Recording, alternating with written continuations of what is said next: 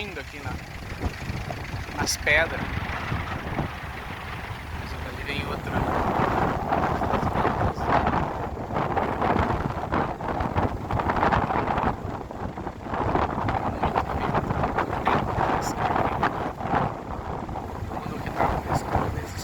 Só mais lá pra cima, no rio.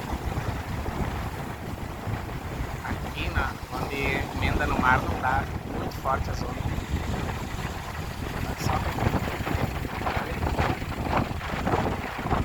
olha como tá.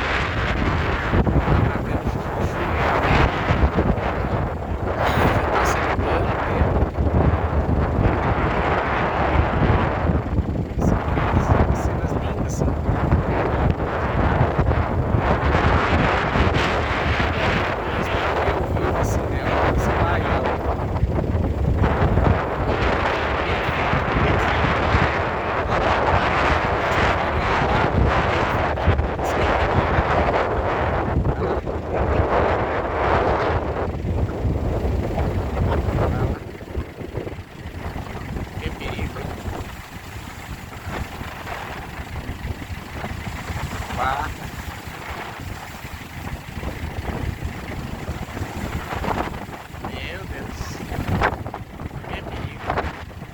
Acho que eles não deveriam ir para o alto mar com esse vento assim. É muito perigoso. Olha só. Deus abençoe os pescadores.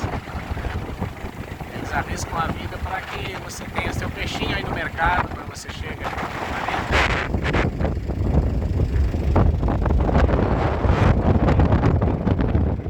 Lá tá mais calmo.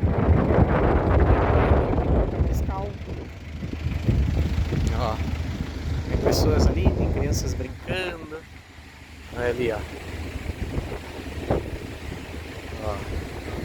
Tem mais calminho, tá aqui, ó.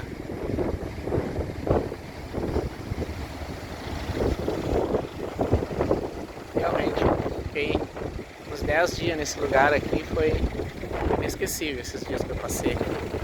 Conheci pessoas incríveis, encantado. Só tenho a agradecer a Deus.